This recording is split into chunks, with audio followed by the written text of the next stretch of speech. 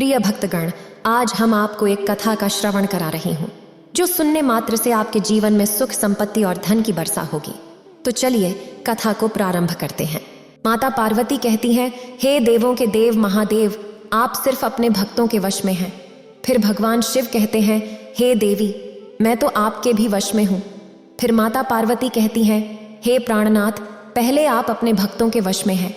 फिर भगवान शिव कहते हैं, वह कैसे देवी? फिर माता पार्वती कहती है, हे प्राणनाथ, मैं आपके एक भक्त की कथा सुनी हूं। फिर भगवान शिव कहते हैं, अच्छा देवी, कहीं आप मेरे भक्त भोला की बातें तो नहीं कर रही हैं? हाँ प्राणनाथ, मैं उसी भोला भक्त की बातें कह रही हूं। फिर भगवान शिव कहते हैं, हे देवी, आज आप भोला भक्त की पूरी कथा ध्यान से सुने। अगर आप यह कहानी सुन रहे हैं तो पूरा सुनिए। इस कथा को आधा अधूरा छोड़कर जाने की गलती मत करिएगा, क्योंकि इस पवित्र कथा को पूरा सुनने से मनचाहा फल की प्राप्ति होगी। इसलिए इस कथा को पूरा सुने। आप शिव भक्त हैं तो भोलेनाथ का अनादर ना करें। एक समय की बात है, भोला का जन्म काशी नगरी नामक गांव में हुआ था। उनके पिता महेश्वर एक साधारण किसान थे जो विक्रम तिवारी के नाम से अपने परिवार का पालन पोषण करते थे। खेती बाड़ी के साथ साथ उनके पास कई बैलें भी थीं। भोला के परिवार के कुल गुरु पंडित त्रिलोकी जी थे, जिन्हें शिवलिंग में बहुत आस्था थी और वे जहां भी जाते शिवलिंग को साथ ले जाते थे। एक दिन तीर्थ यात्रा से लौटते समय पंडित त्रिलोकी जी कुछ दिनों के लिए अपने यजमान भोला के घर ठहरे। भोला के पिता ने पंडित त्रिलोकी जी की बहुत सेवा की। श्रद्धालुओं, पंडित त्रिलोकी जी का रोज का नियम था कि वे सबसे पहले गंगा में स्नान करते थे। गंगा स्नान के बाद वे अपनी झोली से शिवलिंग को निकालते, उन्हें आसन पर बिठाते, उनका जल अभिषेक करते और उन्हें भोग लगाते थे, और इसके बाद ही कुछ खाते पीते थे।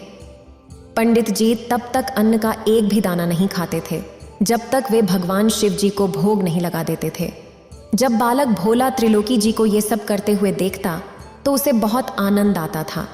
जब पंडित जी शिवलिंग जी को भोग लगाते और फूल चढ़ाते, उस समय भोला पंडित जी के पास ही खड़ा रहता और शिवलिंग को देखता रहता था।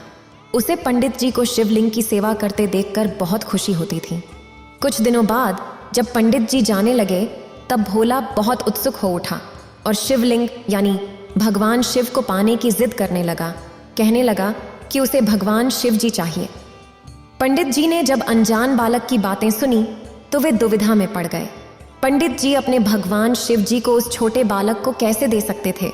पंडित जी ने छोटे भोला को समझाने की बहुत कोशिश की और कहा, बेटा, तुम अभी छोटे हो, तुमसे इनकी सेवा नहीं हो पाएगी। जब तुम बड़े हो जाओगे तो हम तुम्हें एक अच्छे शिवलिंग ला कर देंगे। भोला ने कहा, नहीं, मुझे तो अभी चाहिए, मुझे वही शिवलिंग चाहिए। जब उनके माता पिता ने उन्हें जिद करते देखा तो भोला के पिता ने समझाया, बेटा, हम किसान हैं, हमसे पूजा पाठ नहीं होगी। हम तो सादगी से खेती करने वाले हैं। पूजा पाठ तो पंडितों के लिए है, इसलिए जिद छोड़ दो और पंडित जी को जाने दो। लेकिन भोला पर इसका कोई असर नहीं हुआ। वे और भी जोर से रोने लगा और शिवलिंग को पाने की जिद करने लगे। भोला के रोने की आवाज सुनकर आसपास के कुछ लोग भी आ गए। उन्होंने पंडित जी से कहा, बच्चों को तो आसानी से बहला दो, इन्हें क्या पता कि आम पत्थर और शिवलिंग में क्या फर्क है। पंडित जी ने जब यह सुना तो उन्होंने कहा, ठीक है, अब मुझे समझ में आ गया है कि मुझे क्या करना है। अगले दिन गंगा स्नान के बाद पंडित जी एक लंबा काला पत्थर लेकर आए। उस पर इत्र लबैला, चंदन का तिलक किया और तुलसी के पत्ते चढ़ाए। फिर उस पत्थर को एक ऊंचे आसन पर रख दिया। फिर पंडित जी ने भोला को बुलाया और चतुराई से कहा, देखो भोला, मैं तुम्हें अपने शिवलिंग तो दे दूंगा, लेकिन मेरे पास 2 शिवलिंग हैं, एक राजा और एक सिपाही। तुम्हें किसकी आवश्यकता है? भोला, जो एक भोला भला बालक था, उसने मासूमियत से पूछा कि राजा शिवलिंग कौन है और सिपाही कौन है। पंडित जी ने बताया कि सिंहासन पर विराजमान वे राजा शिवलिंग हैं और जो नीचे बैठे हैं वे सिपाही शिवलिंग हैं। भोला ने कहा कि उन्हें सिंहासन पर बैठे राजा शिवलिंग ही चाहिए। पंडित जी ने जानबूझकर एक लंबा पत्थर को सजाकर ऊंचे आसन पर रखा था और वही पत्थर उठाकर भोला को दे दिया, यह कहते हुए कि राजा शिवलिंग की पूजा बड़े श्रद्धा भाव से करनी है और उन्हें भोग लगाने के बाद ही भोजन करना है। पंडित जी ने यह सब मजाक में कहा था, लेकिन उनकी ये बातें भोला के हृदय और मन में गहराई से बस गईं। श्रद्धालुओं पंडित जी ने भोला को पत्थर देकर उनसे किनारा कर लिया और अपने घर चले गए। वहीं वह नासमझ बालक पत्थर पाकर बहुत खुश हुआ और उसने पंडित जी की तरह ही उसकी पूजा आरंभ कर दी। शिव भक्तों का कहना है, अगर आस्था हो तो वह शिव है, नहीं तो सिर्फ एक पत्थर। श्रद्धालुओं अगले दिन जब भोला बैलों को खेतों की ओर ले जा रहे थे तो उनकी माँ ने उन्हें बाजरे की रोटी, साग, अचार और गुड़ दिया। भोला ने रोटियां लीं, अपने भगवान शिव जी को साथ में लिया और उन्हें लेकर खेतों की ओर चल पड़े। खेत पर पहुंचकर जब उन्हें भूख लगी तो उन्होंने रोटियां निकाली और खाने के लिए हाथ बढ़ाया। तब उन्हें याद आया कि पहले भगवान शिव जी को भोग लगाना है। भोला ने शिवलिंग को निकाला, जमीन पर कपड़ा बिछाया, उन्हें बिठाया, भोजन की पोटली उनके सामने रखी और भोग लगाने की प्रार्थना की। उन्होंने ठान लिया था कि जब तक भगवान शिव जी प्रकट होकर भोग नहीं लगाएंगे तब तक वे खुद भोजन नहीं करेंगे।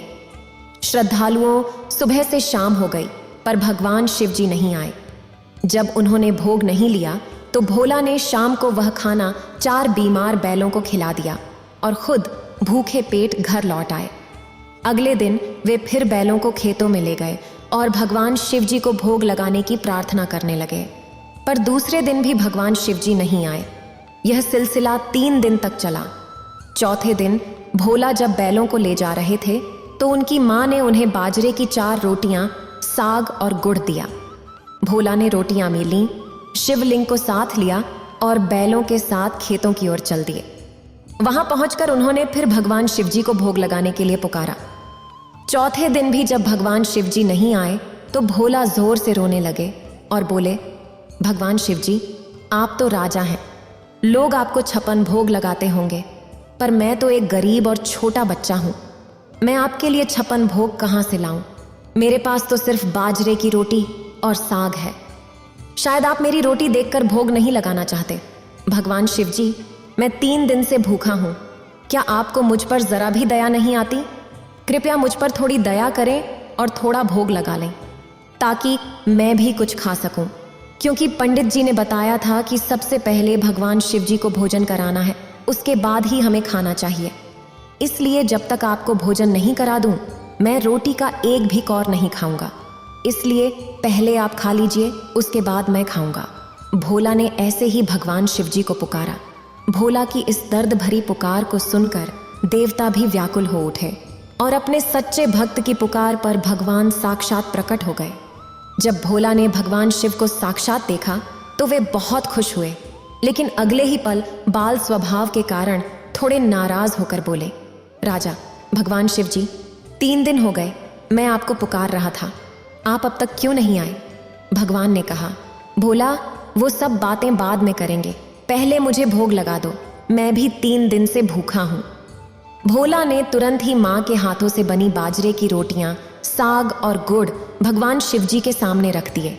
भगवान शिव जी ने बड़े प्रेम से बाजरे की रोटी और साग खाना शुरू किया। पहली रोटी खाने के बाद उन्होंने दूसरी रोटी उठा ली। दूसरी रोटी खाने के बाद जैसे ही वे तीसरी रोटी के लिए हाथ बढ़ाने लगे, भोला ने उनका हाथ पकड़ लिया और कहा, प्रभु अगर आप सारी रोटियां खा जाएंगे तो मैं क्या खाऊंगा? मैं भी तो भूखा हूं, 4 दिनों से कुछ नहीं खाया, इसलिए अब तो ये रोटियां मुझे दे दो। भोला की बात सुन भगवान शिव जी मुस्कुराए और बोले, अच्छा भोला, मेरा तो पेट भर चुका हूं, अब तुम खा लो। और फिर भोला ने वो रोटियां खा लीं जो भगवान शिव जी ने छोड़ी थीं। अब तो ये उनका रोज का नियम बन गया कि भोला जब भी बैल ले जाते तो भगवान शिव जी के साथ ही खेत में भोजन करते। एक दिन भगवान शिव जी ने भोला से कहा, तुम रोज मुझे रोटियां खिलाते हो, मैं रोज तुम्हारी रोटियां खाता हूं, यह मुझे ठीक नहीं लगता। भोला ने पूछा, प्रभु क्या मैंने कोई गलती कर दी?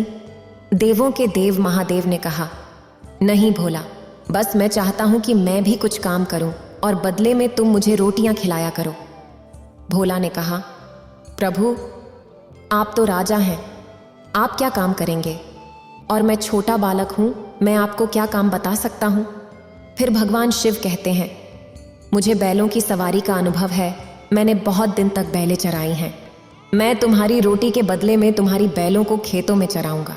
भोला ने कहा, ठीक है प्रभु, जैसी आपकी इच्छा। और इस तरह भगवान शिव भोला की बैल चराने लगे। एक दिन बाद भोला ने भगवान शिव जी से पूछा, प्रभु, आप मुझे रोज दर्शन क्यों नहीं देते? आप मेरे साथ खाना तो खाते हैं, लेकिन मेरे हृदय में क्यों नहीं बसते? तब भगवान शिव जी ने कहा, भोला, मैं तो तुम्हारे सामने आ गया हूँ, तुमसे मिल भी गया हूँ, लेकिन मैं पूरी तरह से तभी मिलता हूँ जब कोई सद्गुरु किसी जीव को अपना लेता है। तुमने अभी तक किसी गुरु को नहीं अपनाया है, इसलिए मैं तुम्हारे हृदय में पूर्ण रूप से नहीं बस सकता। ये सुनकर भोला रो पड़े और बोले, प्रभु, मुझे तो यह भी नहीं पता कि गुरु क्या होता है, गुरु किसे कहते हैं, फिर मैं किसी को अपना गुरु कैसे बनाऊं? फिर भगवान शिव जी कहते हैं, भोला, इस समय काशी नगरी में आचार्य हैं, तुम उनकी शरण में जाओ। जब वे तुम्हें अपना शिष्य बनाकर दीक्षित कर देंगे, तब मैं तुम्हें पूर्ण रूप से प्राप्त हो जाऊंगा। फिर भोला आचार्य के पास पहुंचे और उनसे शरण मांगी, तो आचार्य ने उन्हें अपना शिष्य बना लिया और आश्रम में रहने की जगह दी।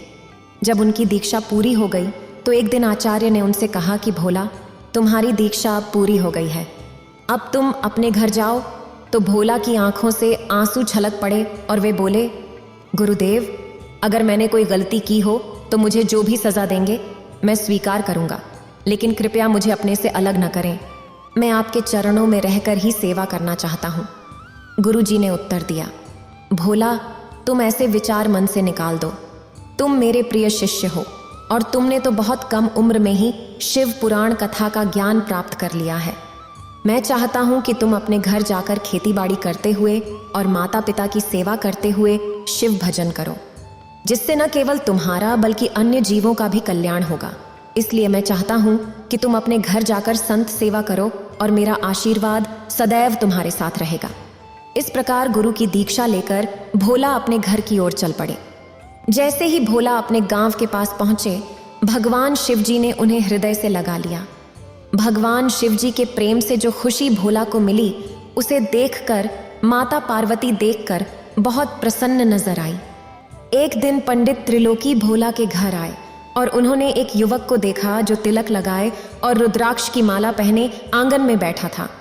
पंडित जी ने जब भोला के पिता से पूछा कि यह बाल योगी कौन है, तो उन्होंने बताया कि यह उनका पुत्र है जो बचपन में शिवलिंग के लिए जिद करता था। पिता की बात सुनकर पंडित जी भोला के पास गए और पूछा, कैसे हो भोला भगत? सब ठीक है। अब भोला भी तिलक आदि लगाकर सच्चे शिव भक्त बन गए हैं। उन्होंने पंडित जी को प्रणाम किया और बताया कि हाँ पंडित जी, आपके राजा भगवान शिव की कृपा से मैंने भी गुरु दीक्षा ले ली है। पंडित जी ने जब पूछा कि किस गुरु से दीक्षा ली है, तो भोला ने जवाब दिया कि मैंने काशी जाकर आचार्य जी से दीक्षा ली है। पंडित जी ने तब पूछा कि आपके राजा भगवान शिव कहाँ हैं, तो भोला ने कहा कि भगवान शिव जी यहाँ नहीं हैं, वे तो बैल चरा रहे हैं। पंडित जी ने कहा कि हमारे भगवान शिव जी तो किसी काम के नहीं हैं, आपके भगवान शिव जी कब से बैल चराने लगे? भोला ने भोलेपन से कहा कि यह तो बड़ी लंबी कहानी है, मैं भगवान शिव जी से परिचित नहीं था, इसलिए उन्होंने 3 दिन तक कुछ नहीं खाया। तब मैंने भी भगवान शिव जी से कहा कि जब तक आप नहीं खाएंगे मैं भी कुछ नहीं खाऊंगा। लेकिन चौथे दिन भगवान शिव जी प्रकट हो गए और तब से वे आधा भोजन खाते हैं और आधा मेरे लिए छोड़ देते हैं। उन्होंने मुझसे कहा कि वे मुफ्त में मेरी रोटियां नहीं खाएंगे और मुझे कोई काम बता दें। जब मैंने पूछा कि आप क्या करेंगे, तो उन्होंने कहा कि वे बैल चराना जानते हैं और रोटी के बदले मेरी बैल चरा देंगे। और पंडित जी, तब से आज तक वे हमारी बैल चरा रहे हैं। भोला की बात सुनकर पंडित जी और भोला के पिताजी हंसने लगे। भोला के पिताजी तो हंसते हुए बाहर चले गए, लेकिन पंडित जी वहीं बैठे रहे, सोचते हुए कि कहीं बालक सच तो नहीं कह रहा है। जब भोला रोटी लेकर जाने लगे तो पंडित जी ने पूछा कि कहाँ जा रहे हो? तो भोला ने कहा कि मैं अभी बताया था कि रोज भगवान शिव जी का रोटी लेकर जाता हूँ और मैं और भगवान शिव जी साथ साथ ही खाते हैं। पंडित जी ने कहा कि आज भी आपके भगवान शिव आएंगे? तो भोला ने जवाब दिया कि आज क्या, वे तो रोज मेरे संग रहते हैं। पंडित जी ने पूछा कि क्या मैं आपके साथ जा सकता हूँ? सीधे सादे भोला ने कहा कि चलिए, मुझे कोई आपत्ति नहीं है। इस प्रकार पंडित जी भोला के साथ हो लिए और उनके साथ खेत तक पहुंच गए। खेत पर पहुंचकर जब पंडित जी ने पूछा कि आपके भगवान शिव जी कहाँ हैं, तो भोला जी ने पेड़ के नीचे बने चबूतरे की ओर इशारा करते हुए कहा, वहाँ बैठे हैं हमारे भगवान शिव जी। पंडित जी ने जब देखा तो उन्हें वहाँ कोई नहीं दिखा। पंडित जी ने फिर पूछा कि भोला, आपके भगवान शिव जी कहाँ हैं? तो भोला जी ने फिर उसी चबूतरे की ओर इशारा किया और कहा कि क्या आपको ये सामने बैठे हुए भगवान शिव जी नहीं दिख रहे? पंडित जी रोने लगे, क्योंकि उन्हें समझ आ गया कि भोला को तो दर्शन हो रहे हैं पर मुझे नहीं हो रहे। तभी आसमान में बिजली कड़की और आकाशवाणी हुई कि इस बालक के अंदर जैसा सहज और सरल विश्वास है, वैसी श्रद्धा तुम्हारे अंदर नहीं है, लेकिन तुमने इसे ईश्वर की पूजा करना सिखाया है, इसलिए मैं तुम पर भी प्रसन्न हूँ। यदि तुम मुझे देखना चाहते हो तो भोला को अपनी गोदी में बैठा लो। जैसे ही भोला का स्पर्श तुम्हें होगा, तुम्हें मेरे दर्शन होंगे। जब उन्होंने यह दिव्य वाणी सुनी तो उन्होंने तत्काल भोला को अपनी गोद में बिठा लिया। पंडित जी ने जैसे ही भोला को गोद में बिठाया, उन्हें भगवान शिव जी के दर्शन हुए। भगवान शिव जी के दर्शन पाकर पंडित जी अत्यंत प्रसन्न हुए और ओम नमः शिवाय का नाम लेते हुए वन की ओर चले गए। भोला संतों की बहुत सेवा किया करते थे।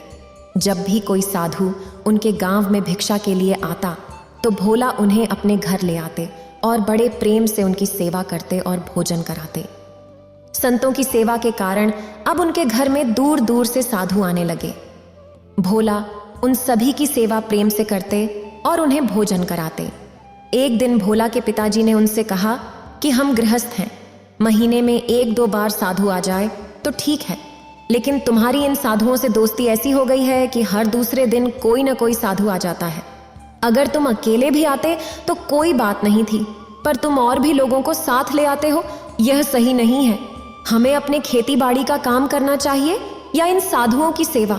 तुम अभी छोटे हो, कुछ कमाते नहीं हो, तुम्हारा पालन पोषण भी हम ही करते हैं और तुम ऊपर से साधुओं को घर ले आते हो।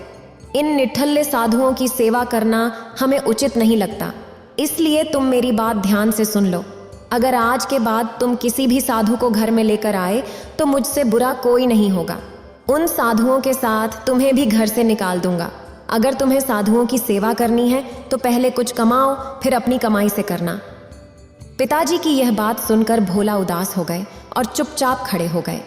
फिर पिताजी ने उन्हें डांटते हुए कहा कि आज के बाद किसी भी साधु को घर में न लाना, और जाओ, खेत मैंने तैयार कर दिया है।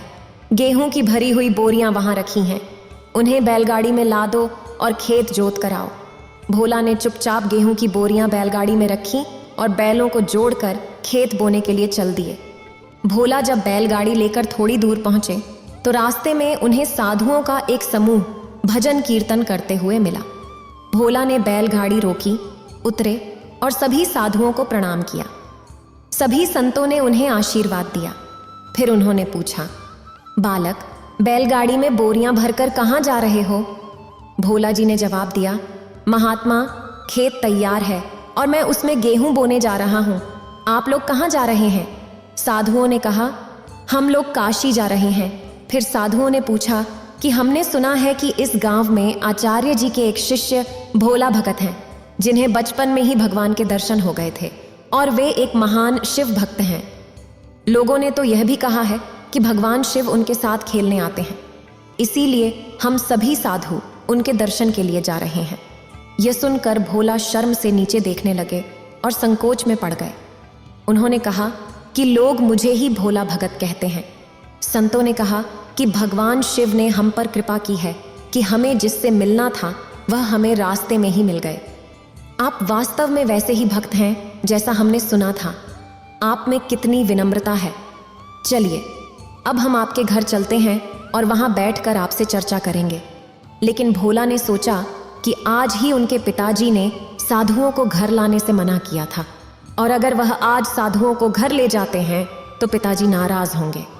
इसीलिए भोला ने साधुओं से कहा कि घर में कोई नहीं है और वह खेतों की ओर जा रहे हैं, इसीलिए वे भी उनके साथ चलें और वहां पेड़ की छांव में दाल चूरमा बनाएंगे और एकांत में शिव चर्चा करेंगे। संतों ने सहमति जताई और भोला ने उन्हें बैलगाड़ी में बिठाकर खेतों की ओर चल दी। खेत पहुंचकर उन्होंने साधुओं को पेड़ की छांव में बिठाया और उनसे कहा कि वे विश्राम करें जब तक वह भोजन की व्यवस्था करते हैं। साधुओं ने कहा कि वे तब तक शिव नाम जप करेंगे। भोला फिर बैलगाड़ी में बैठे और नगर की ओर चल दिए, जहां पहुंचकर उन्होंने गेहूं बेचा और उससे प्राप्त धन से साधुओं के लिए आवश्यक सामग्री खरीदी। भोला सामान समेटकर खेतों तक जा पहुंचे। उन्होंने साधुओं के साथ मिलकर स्वादिष्ट दाल, रोटी और चूरमा का प्रसाद तैयार किया। प्रसाद तैयार होने के बाद उन्होंने इसे भगवान को अर्पित किया। भोग लगाने के पश्चात संतों और भोला ने बड़े प्रेम से भोजन किया और इस दौरान भगवान शिव के नाम की महिमा का भी गुणगान होता रहा। संतों को भोजन कराने के बाद भोला ने उन्हें बहुत प्यार से विदा किया। संतों के जाने के बाद भोला सोच में पड़ गए कि अब खेत में क्या बोया जाए। उन्होंने सोचा कि अगर वे अपने पिता से फिर से बीज मांगने जाएंगे और पिता ने पहले वाले बीज के बारे में पूछा तो वे क्या उत्तर देंगे।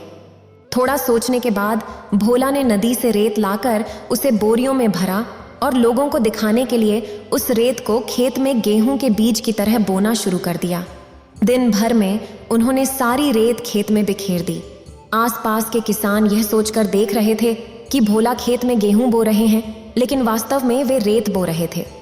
खेत बोने के बाद भोला बड़े संतोष के साथ घर की ओर चल दिए, यह सोचकर कि जब कुछ बोया ही नहीं गया है तो कुछ उगेगा भी नहीं और फसल न होने से देखभाल की चिंता भी नहीं रहेगी। अब वे पूरे साल आराम से बैठकर शिव मंत्र का जाप करेंगे। जब वे घर पहुंचे तो पिताजी ने पूछा कि खेत में बुआई कैसी हुई, तो भोला ने उत्तर दिया कि हाँ पिताजी, मैंने खेत अच्छी तरह से बो दिया है। कुछ दिनों बाद भोला के पिताजी और गांव के कुछ लोग उनके पास आए और पूछा कि उन्होंने खेत कैसे बोया है, क्योंकि उन्होंने ऐसी अद्भुत फसल पहले कभी नहीं देखी थी। उन्होंने कहा कि ऐसा लगता है जैसे गेहूं के दाने बहुत सोच समझकर और समान दूरी पर बोए गए हैं। भोला सोचने लगे कि ये सब उन्हें ताने मार रहे हैं, क्योंकि खेत में कुछ भी नहीं उगा है, इसलिए सभी लोग ऐसी बातें कर रहे हैं। फिर भोला ने खुद खेत पर जाकर देखा और अपने खेत को देखकर वे बहुत ही हैरान हो गए। उन्होंने पाया कि जिस खेत में उन्होंने रेत बोई थी वहां एक शानदार फसल उग आई है, जैसी उन्होंने अपनी जिंदगी में कभी नहीं देखी थी। फसल को देखकर भोला को भगवान शिव की कृपा का अनुभव हुआ और वे खुशी के आंसू बहाते हुए रोने लगे। जब भोला के पिता और गांव वालों ने उनसे रोने का कारण पूछा तो भोला ने रोते हुए पूरी घटना बताई।